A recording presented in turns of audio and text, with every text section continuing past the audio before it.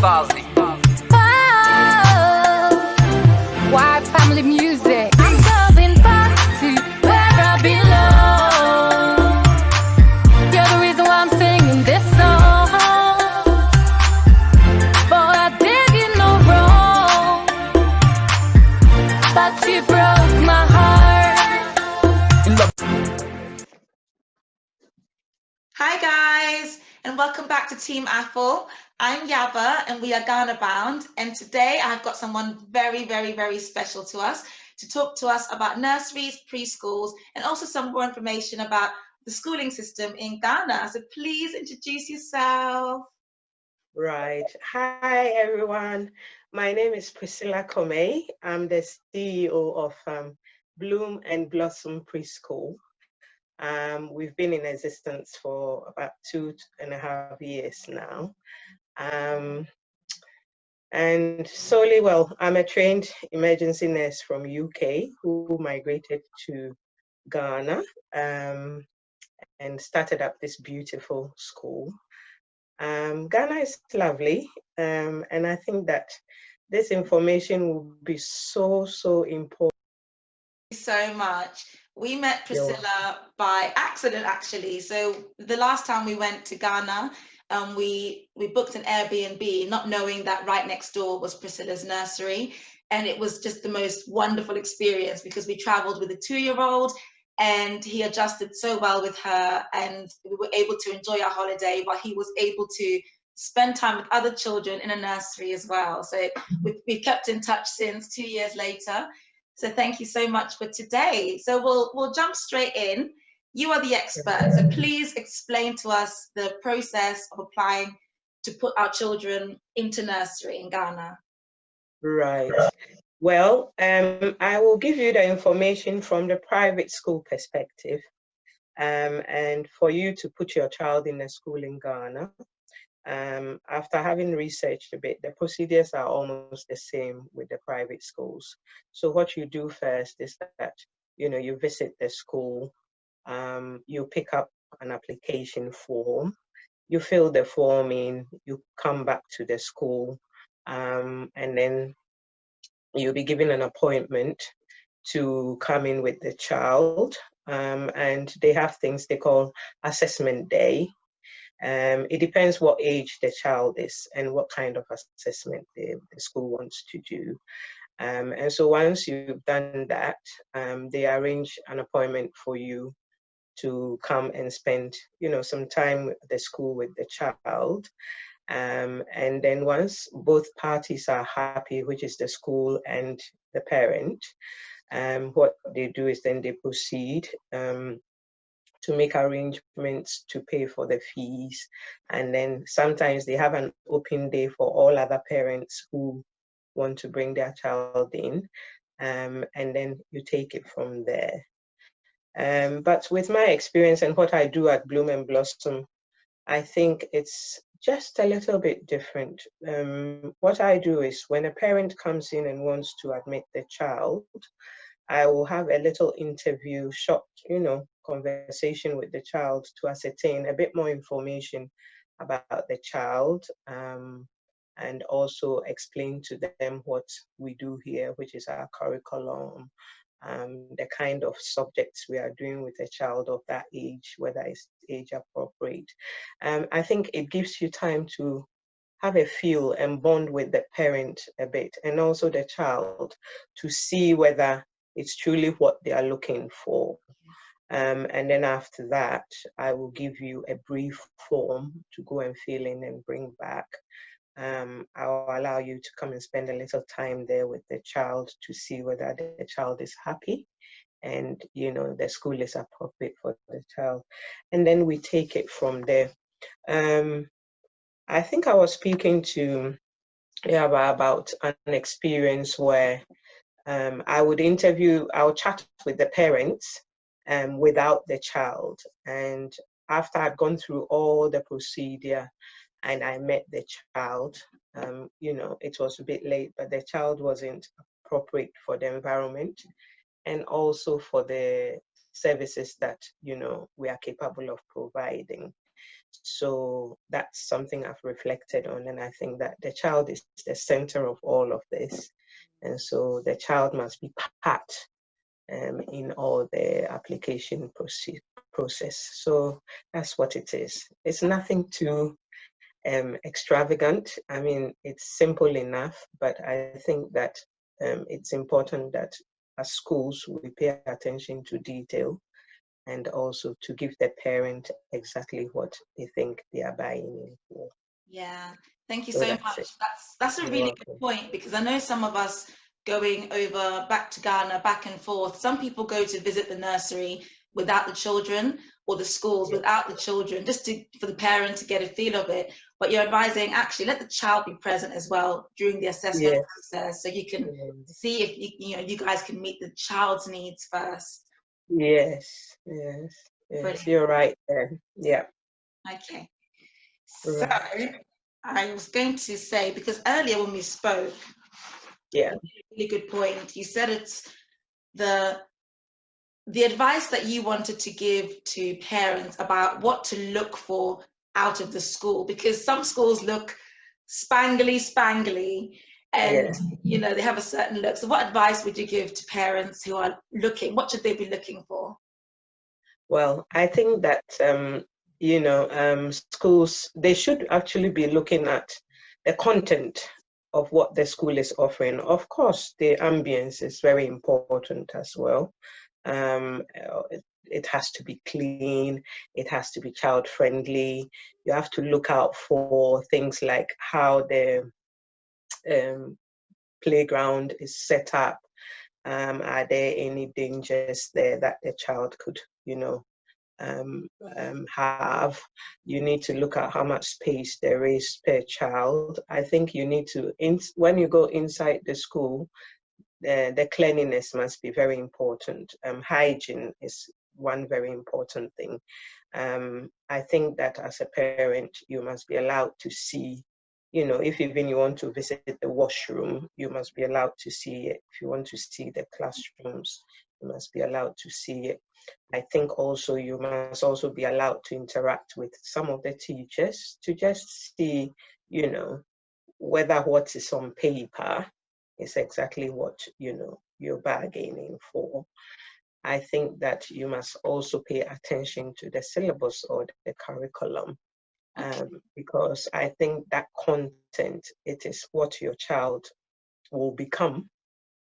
The environment is very important, but in Ghana, we have a lot of aesthetics when it comes to schools with manicured lawns and swimming pools and tennis courts. But then you also need to ask yourself, when your child leaves the school, they don't leave with the tennis court or the swimming pool, but they leave with the content, as in what you've been able to impact into their child. So I think parents must be not too much of how much does it cost. Oh, the school is beautiful, everything looks so lovely, but it is, what are they teaching? I mean, are they looking at things like, grace and courtesy? Are they looking at things like nature and science? What subjects are they teaching, and how are they teaching the subjects? Are they using 21st century learning tools? Are they using the right strategies, teaching strategies? And these are some of the things that I think parents are not quite, they don't know about. And so a lot of schools just present the beauty of the school, and then, parents are happy because, it's a nice environment. I think they should be asking a lot more questions. Do you have a first aider on campus? If something happens to my child now, for example, if a child has a seizure, what exactly would you be doing with my child? Where is the nearest hospital if anything should happen? Do Yes. you understand? So all of those things are extremely important. Um, things like, if the kids are fed at school, parents must be asking about the menu, what goes in the menu, who cooks that food, how balanced is that diet? Because these are things that you're paying for. And I think that you have every right to ask. But those are the things too that a lot of schools are not prepared. Not all of them, but some of them are not prepared to talk too much about. So I think it's up to you, the parent, you know, to be asking these sort of questions. Investigating. With Ghana, I don't know whether it's Ghana as a whole, but with nurseries, when does formal teaching start?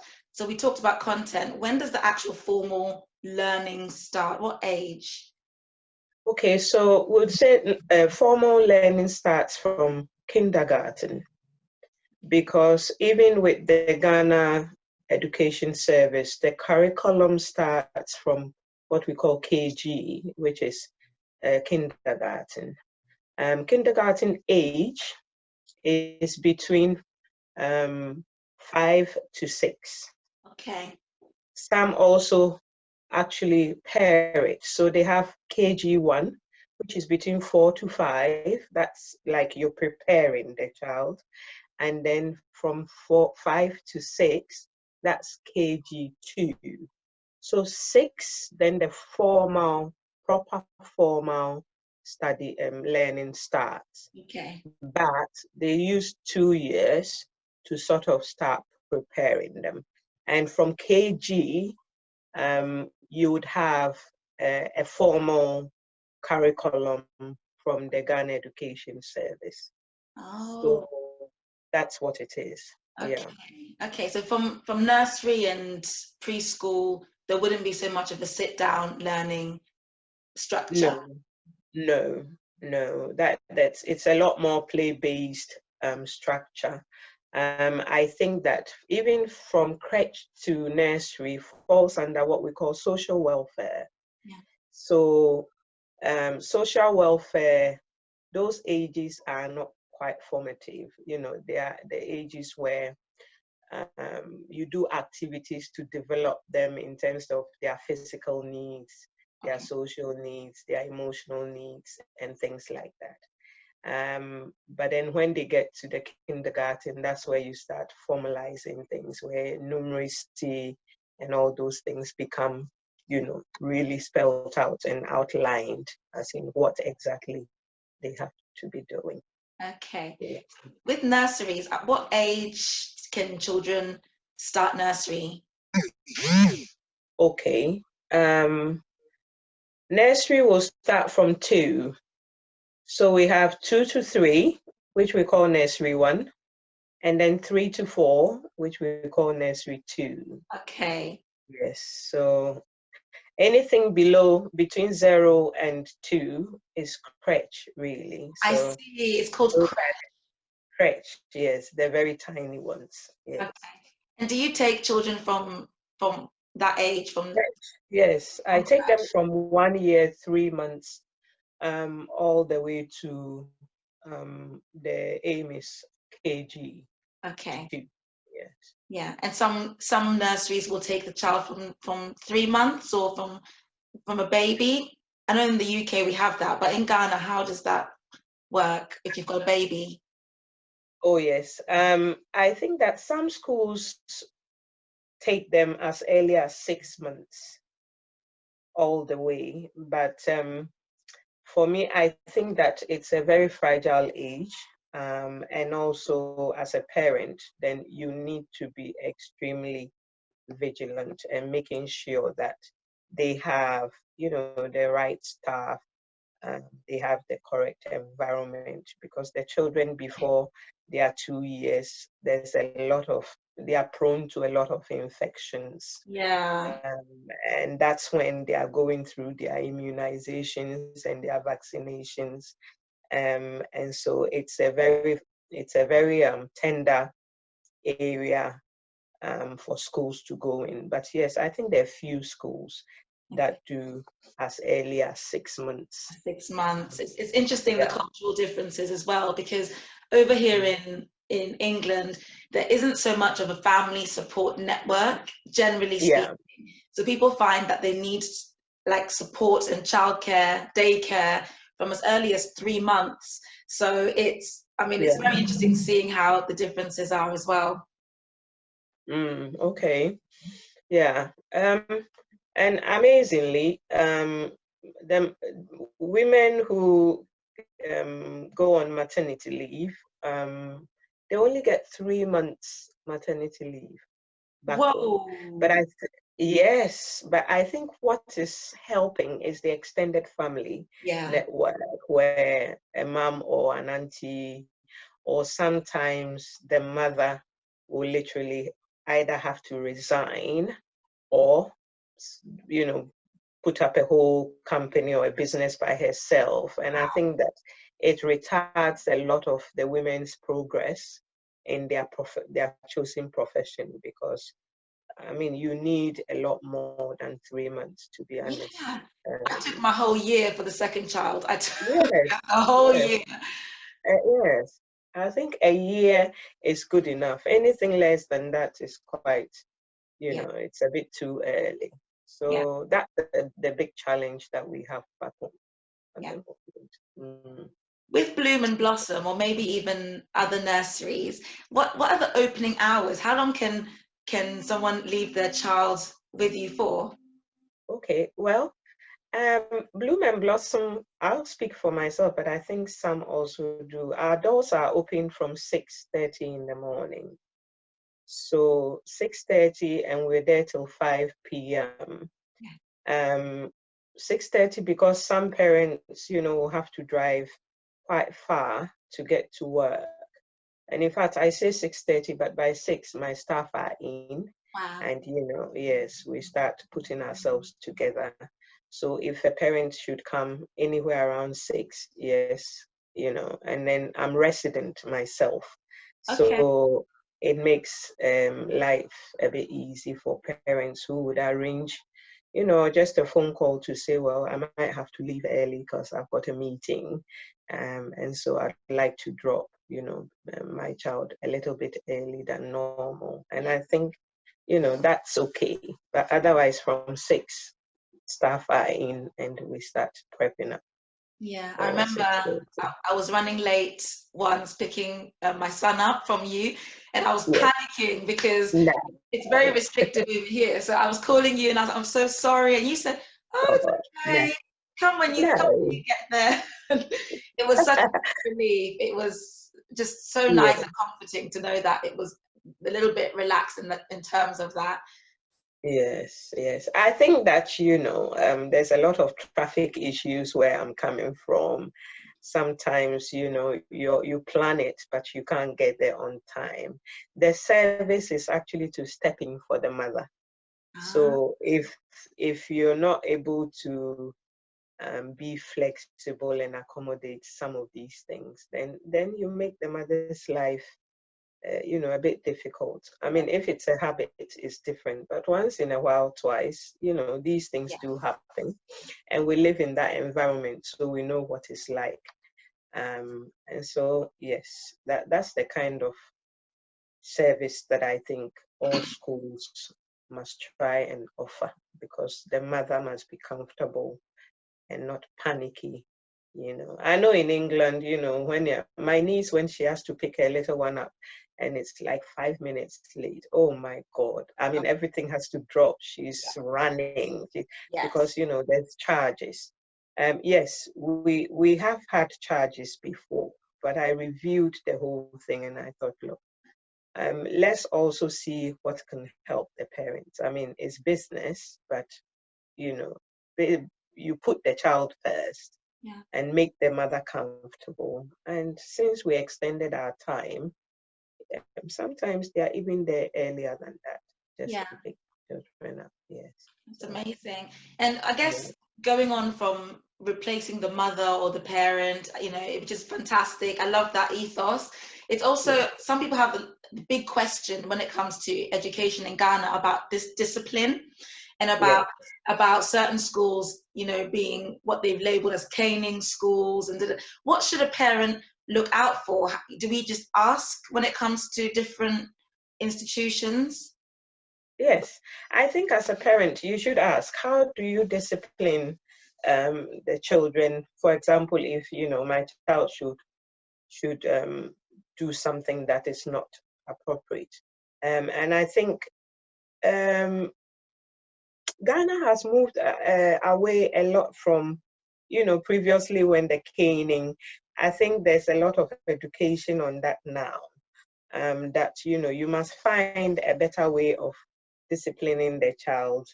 For example, talking to the child, allowing the child to think through what they've done, going back to them and discussing, and letting them know where they've gone wrong and how they can correct themselves. So, but the caning itself has been, you know, have been spoken about and have been discussed by Ghana Education Service. Okay. And I think you will only find maybe odd ones, but it is not encouraged at the moment. Yes. That's so reassuring. Oh my goodness. I Yeah. know Yeah. people have asked about that, definitely. And I think only one more question. Yeah. So Okay. just the last question, and this is very general but you can always speak for yourself. In terms of fees, what should parents be expecting to pay for nurseries over there? Okay, I think that's very subjective, and I think because I look at the private sector, it depends what kind of curriculum they are offering. There are schools that offer, the Cambridge, the UK system, and at the same time offering the GES, which is the Ghana system. It depends what they are offering. Those who offer foreign curriculum cost quite a lot. I've got a friend whose child is doing the foreign curriculum, and I think there are two girls, and they pay about 15,000 a term. Now, 15,000 Ghana cedis in UK money. What would I say it is? 7 to, maybe about 2,000 or 3,000, something like that. Like No, 2,000, maybe about 2,000 2,100. pounds. Yeah. Yes, a term. Um, but then you've got the intermediary who is charging, let's say, 3,000 Ghana cedis. People like myself, because I deal with 1 to 5. I charge initially, if you want to join in, it's about 2,200, not pounds, Ghana money. So averagely, I think you can say about 2,500 all the way to 15,000, depending on which school it is and what curriculum they are offering. Okay. So for Yeah. nurseries, do you charge per term as well from that age group? Sorry. For nursery age group, do you still charge per term? Yes. For any age group, schools are charged per term. I see. Yeah. For any age group, they are charged per term. Yeah. So, but of course, we charge per term. But they have arrangements. Most schools have arrangements to pay in installments.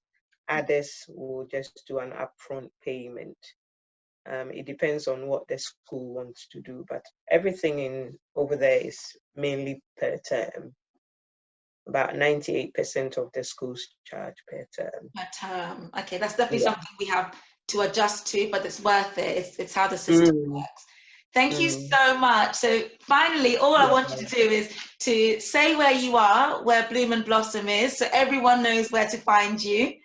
Right. Okay. Well, Bloom and Blossom is in Accra, Greater Accra, off the Spintex Road.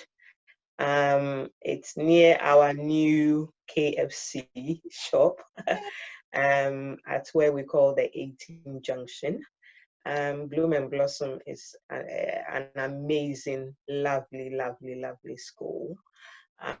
We only deal with trained teachers. We have a ratio of 6 to 1 teacher, 6 children to 1 teacher.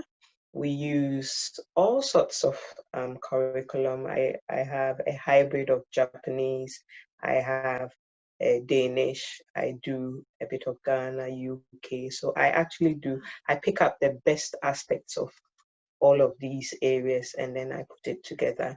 Wow. We do wonderful things with the children, good teaching strategies, good teaching materials, good tools, and a lot of attention to detail for the children. So please do visit us. In Ghana, our number is 054-182-4816. And my name is Pricilla. You are always welcome to call me. 054-182-4816. And please add the code. Thanks. Perfect. Thank you so much. And guys, I'm going to put the website, the description, everything, all of Priscilla's details in the description as well. So you guys can hit her straight up. And also, if they've got any more questions for you, they can always contact you as well. Definitely. Thank you for your time, Priscilla. Guys, don't forget to comment, to like, and subscribe. And this is part 1, so there might be a part 2 if there are more questions coming. Never know. So thank you again. Bye, everybody. Thank you.